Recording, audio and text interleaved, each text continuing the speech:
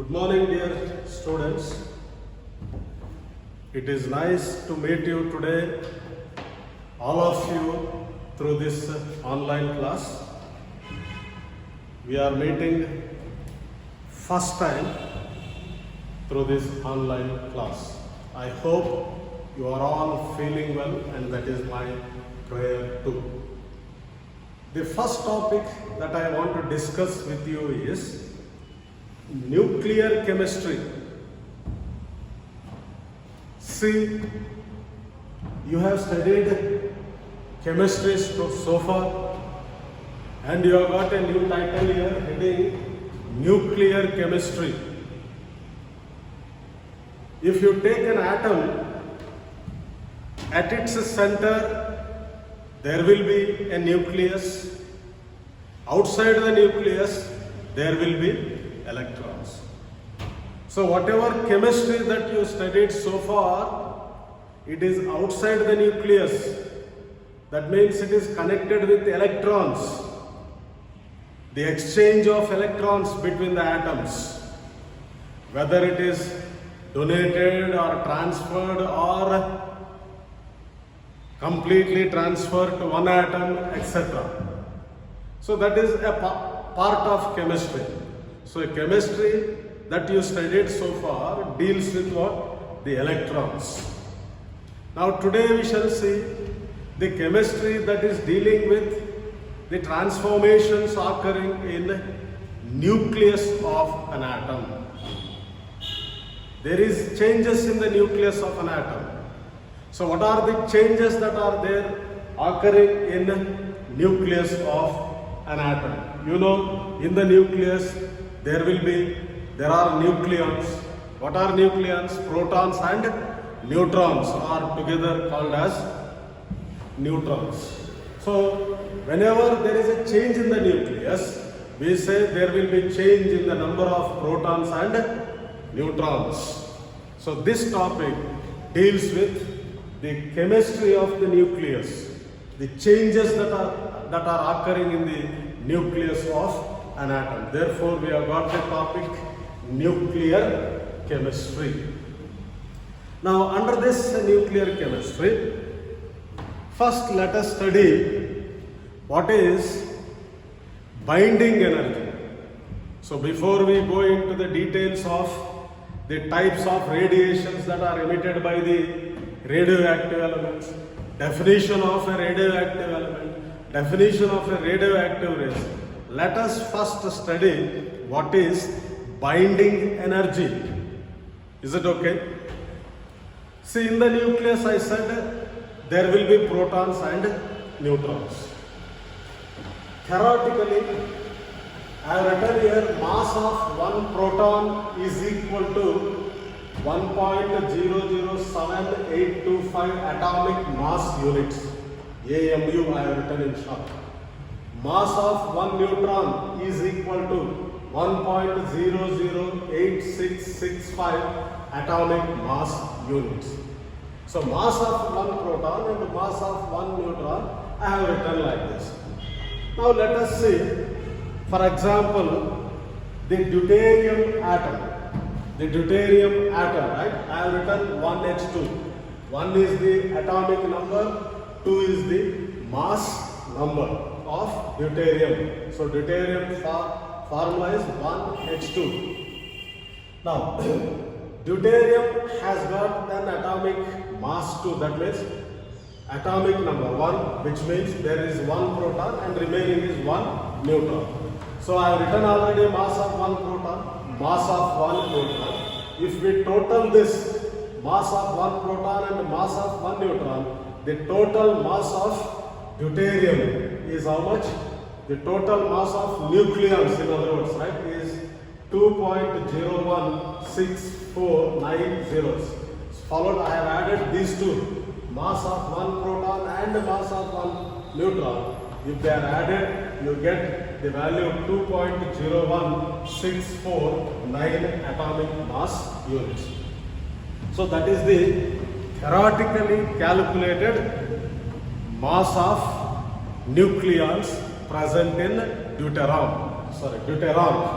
Now, the exact mass of deuterium is, right? The exact mass of deuterium is 2.014052 AMU.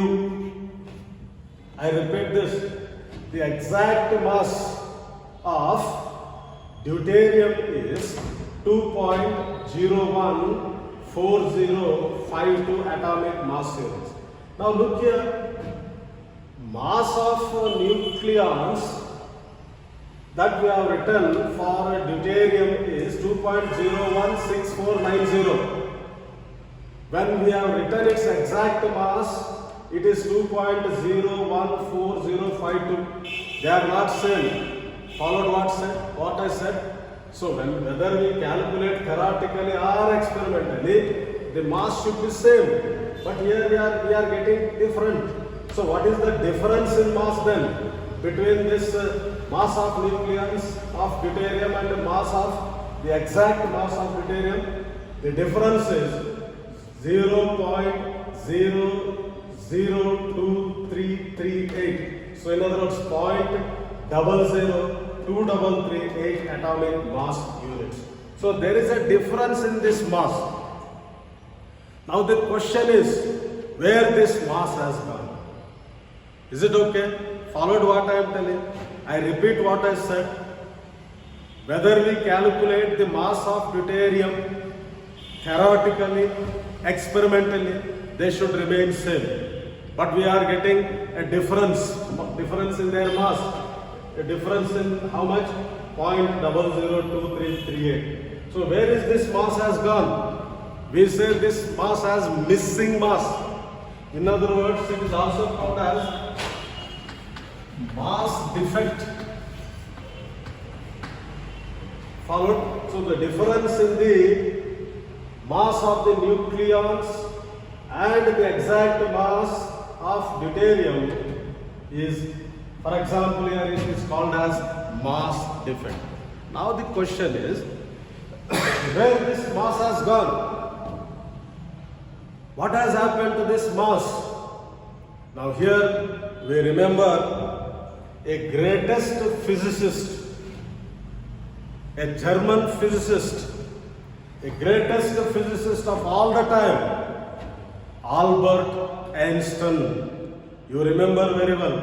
Albert Einstein has proposed equation E is equal to mc square. In other words, I can write E is directly proportional to m, where E is energy, m is mass, c is velocity of light. When I remove this constant velocity of light, I can write directly energy is directly proportional to mass. In other words, mass is directly proportional to energy. So remember this famous equation. So here what Albert Einstein is telling, energy, that for example here the mass defect, whatever mass that is missing has been converted into energy. Followed what I am telling, the mass defect, whatever that we have noticed here has been converted into what? Energy. See for example, now this is mass. Is it okay? If I put this and destabilize this, it will explode. That is how the atom bomb is invented. No? So if I take this atom bomb, this is a mass. If I destabilize this, it will become what? Energy. It will explode and produce energy. So mass is converted into energy, or energy is converted into what here? Mass. Is it okay? So this mass defect is also called, I have said, it is missing mass, and it is converted into, now I am telling, it is converted into energy. Okay, fine. Now this energy or mass with which, so the energy with which the nucleons are bound together in the nucleus is called as binding energy.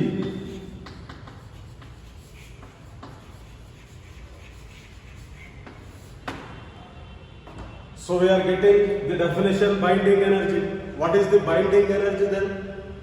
The energy, the mass that has been converted into energy we said. So this energy with which the nucleons, the protons and the neutrons are bound together in the nucleus is called as binding energy. Is called binding energy. In other words, reverse. The amount of energy required to break the nucleus into nucleons is called binding energy. Followed in two ways. I have defined this binding energy. So what I said, the energy with which the nucleons are bound together in the nucleus is called binding energy, or you can also define like this.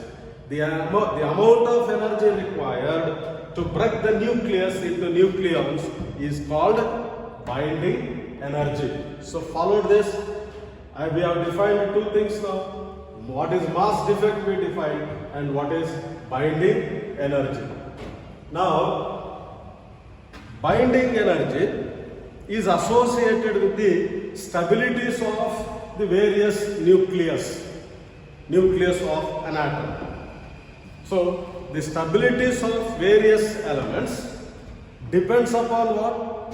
Depends upon the binding energy. More is the binding energy, greater will be the stability of that element. Say for example, in the earth crust, the abundantly available element is iron. The most abundantly available element is iron. Its atomic mass is 56. Its atomic mass is 56.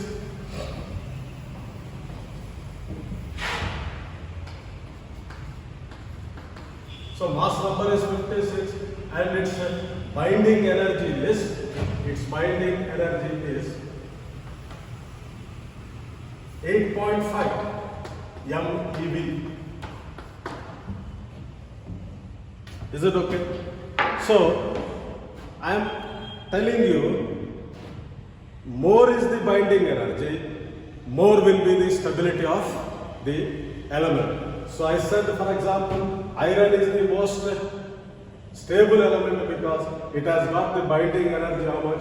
8.5 MeV. Similarly, oxygen with atomic mass 32, its binding energy is equal to 7.91 MeV, mega electron volts.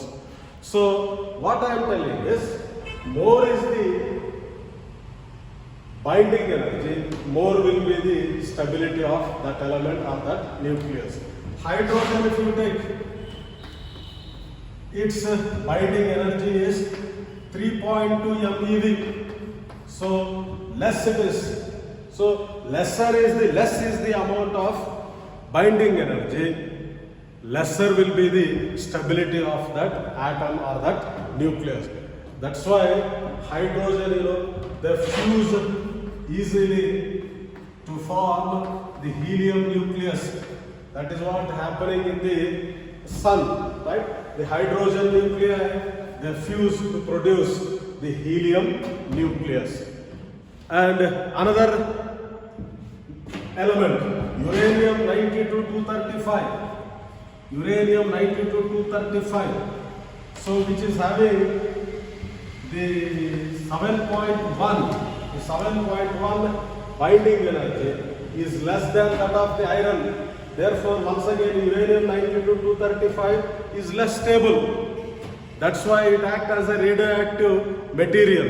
When we hit this uranium 92-235 with the neutron, it splits into other nuclei like barium, krypton, and enormous amount of energy is produced. So what I am saying is, the binding energy is related to what? The stability of the various nuclei.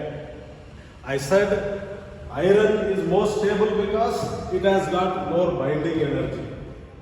Similarly, hydrogen, here it has got a very less amount of the binding energy, therefore it is least stable. Similarly, if you take uranium-92 235, it has got the binding energy 7.1 MeV, therefore it is also less stable and hence it readily splits into the other nuclei. So the stability of the nucleus of an element or the stability of an atom depends upon what? Depends upon directly the binding energy. So more is the binding energy, more will be the stability of that element or atom or nucleus. Now, how to calculate the binding energy of a particular nucleus? For example, in deuterium only, we have written in deuterium the mass of difference between the theoretical value and experimental value is how much? I have written earlier 0.002388. This is the difference. If you multiply that with 931, why? One atomic mass unit is equal to 931 mega electron volts. So for so many atomic mass units, this will become, if you multiply with 931, binding energy will become 2.223228 MeV, mega electron volts. In deuterium, there are two nucleons, therefore the binding energy per nucleon, one nucleon, so it is 2.223228 divided by 2. It is giving you how much? 1.1116 MeV. Is it okay? So this is the binding energy per nucleon in case of what? Deuterium. So followed. So if it is asked, calculate the binding energy per nucleon in deuterium or in helium nucleus, etc. So how you proceed? You have to calculate the protons and plus neutrons mass, total it, and also you will be having the exact mass of that particular nucleus. If you subtract these two values, you get the mass difference. Multiply that mass difference with what? 931, right? So you get a particular amount of MeV, mega electron volts. Divide that with how many nucleons are there. For example, in deuterium we have divided with 2. If you take helium nucleus, you have to divide that with 4 because there are 4 nucleons. So whatever answer you get, you can treat it as what? Binding energy per nucleus, per nucleon. Okay, so this is all about the binding energy and its calculation. Now after studying this,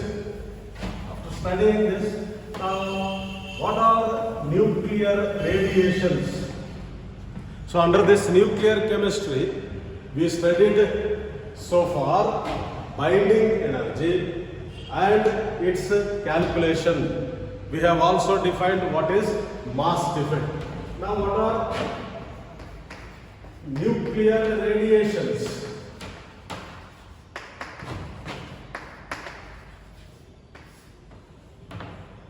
So the radiations that are coming out from the nucleus of an atom, we say that they are radiations. But more precisely, the energy that is coming out from the nucleus of an atom in the form of a radiation that affects the photographic plate called nuclear radiations. I will define this. What are nuclear radiations? The amount of energy that is emitted out in the form of radiations from the nucleus of an atom is called nuclear radiation or nuclear radiations, which affects, also I said, photographic plate. What does it mean? When the radiations are allowed to pass through this photographic plate, or when the radiations falls on this photographic plate, on the photographic plate, you find some patches or scratches or lines or peaks, etc. So the photographic plate is affected. So therefore we say the radiations that are affecting the photographic plate, we call them as radioactive rays. Okay. So these are the radiations. Then another definition has come, radioactive, right? So radioactive rays, those radiations, nuclear radiations, which affect the photographic plate, right, will be also called as radioactive rays. Followed two definitions, nuclear radiations, and these nuclear radiations are also called as radioactive rays because they are coming out in the form of energy and affecting the photographic plates. Now, the next definition is, what are the radioactive elements?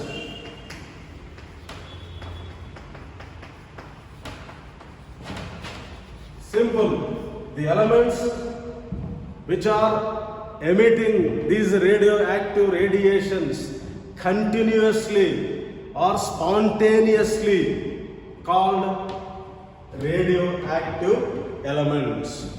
Is it okay? The elements, the radioactive elements, right? Which are those?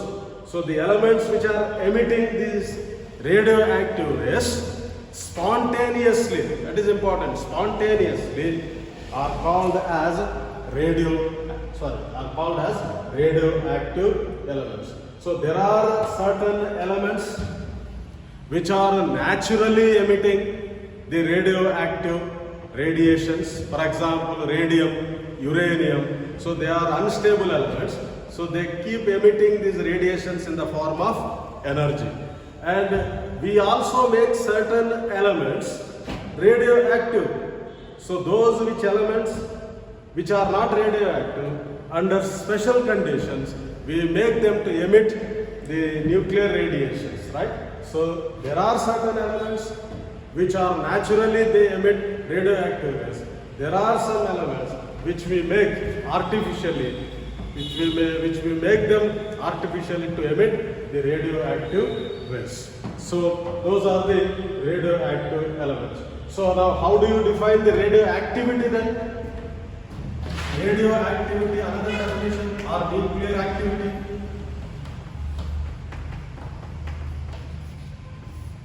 So the spontaneous emission of the active radiations by certain radioactive elements is called radioactivity. The phenomenon of emitting the radioactive rays spontaneously is called as radioactivity.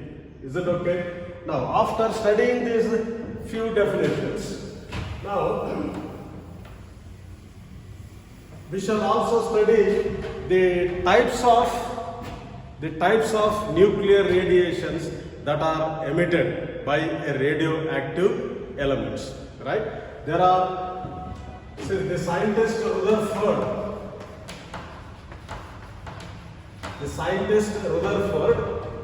he took a lead block like this and he bored.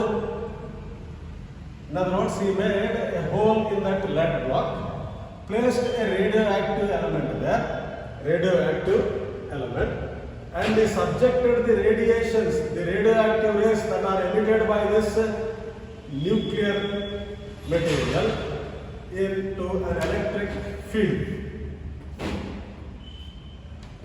plus and minus. Followed what I said?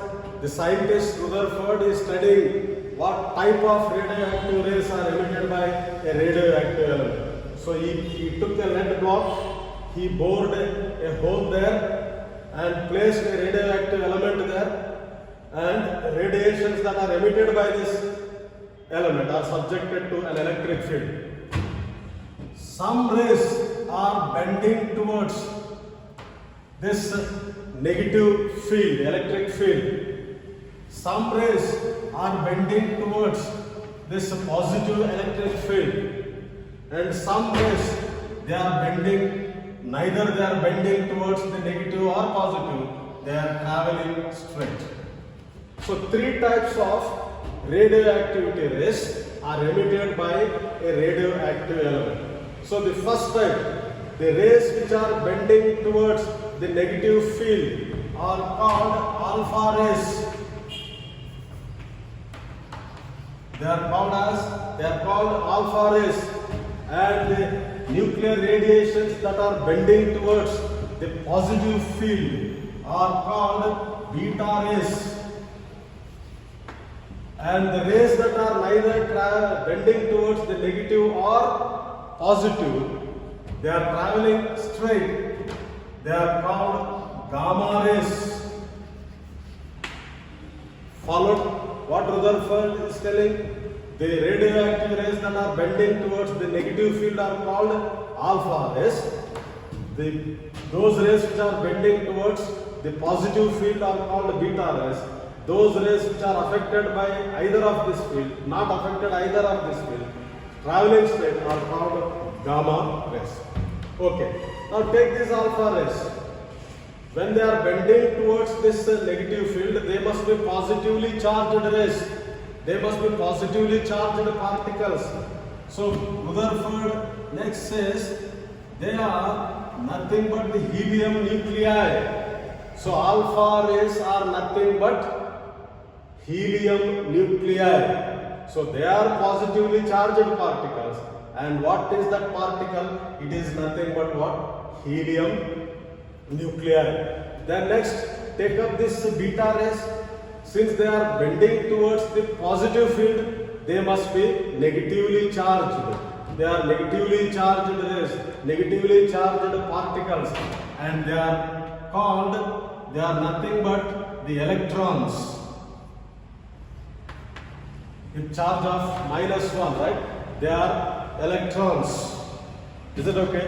And the rays which are not affected and traveling straight, this earlier I said they are gamma rays. Now they are also called electromagnetic radiations. Electromagnetic waves, and have got a very short wavelength, 10 raised to -10 m. So shorter is the wavelength, stronger will be the rays.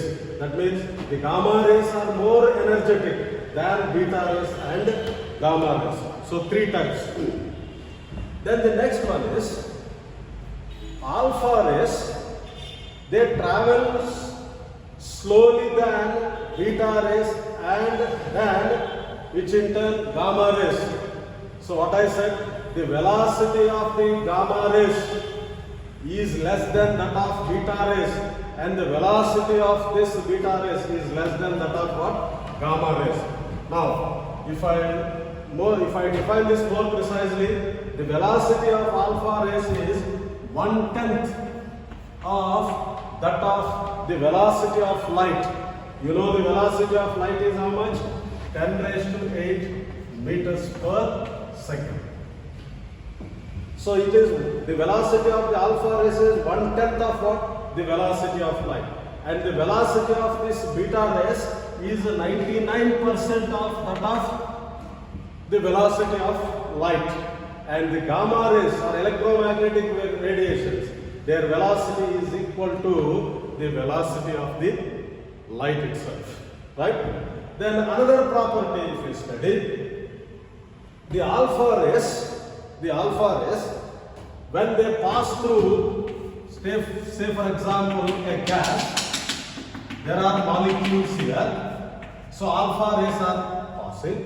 So since they are traveling slowly, I said their velocity is less. So when they are traveling slowly, they can collide with more number of molecules. Is it okay? So when they are traveling slowly, the possibility of these rays colliding with the various molecules is more. So when they are colliding with the molecules they break into atoms, and atoms they dissociate into what? Ions. So that means the ionization of alpha particles is more than what? Beta rays, which in turn is more than that of what? Gamma rays. Followed what they said? So alpha rays ionizing power is more than that of what? Beta rays, because alpha rays, their velocity is less than that of what? Beta rays. Now come to beta rays. So since they travel with more speed, their velocity is more than that of alpha rays, their ionizing power is more.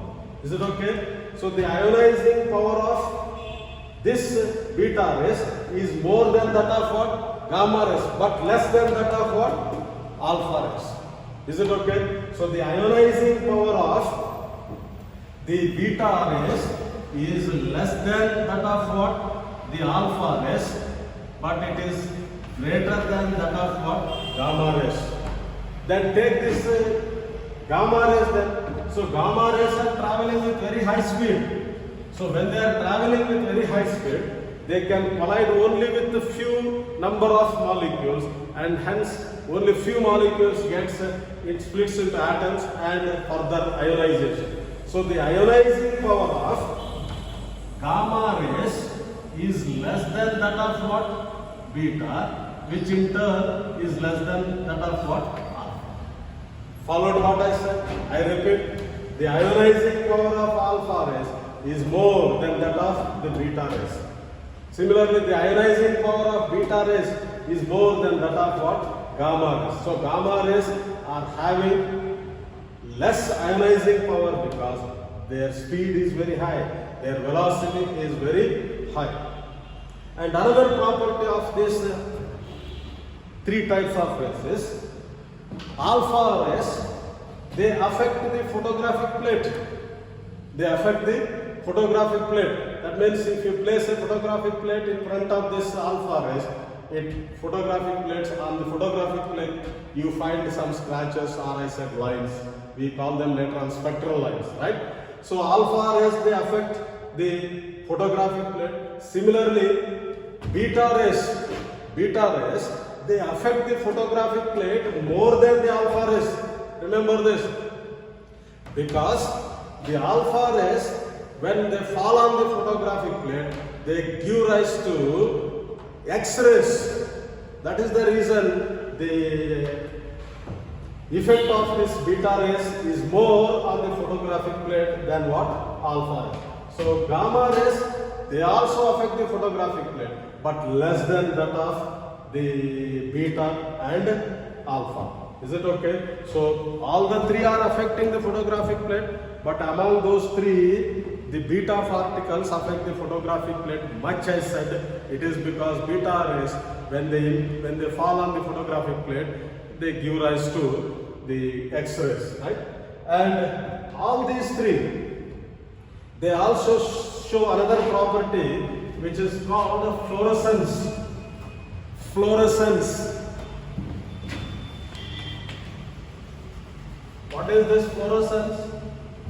When these radiations, when they fall on, say, some screen, for example, zinc sulfide screen, whether it is alpha, beta, gamma, when they impinge on this zinc sulfide screen, from that point something is ejected. Say electron is ejected, and it is ejected in the form of a light. That is called as fluorescence. Followed? I repeat this. So when X-ray, when alpha rays, beta rays, etc., when they fall on this zinc sulfide screen, for example, they produce a spot of light which is called fluorescence. So all these three, that is alpha rays, beta rays, they produce what? The fluorescence. So these are the three kinds of radiations and their properties I have taught. So remember the types of radiations and their properties. So tomorrow when we meet in the next class, we shall discuss further in this nuclear topic. Till then, have a good day, right? Thank you very much.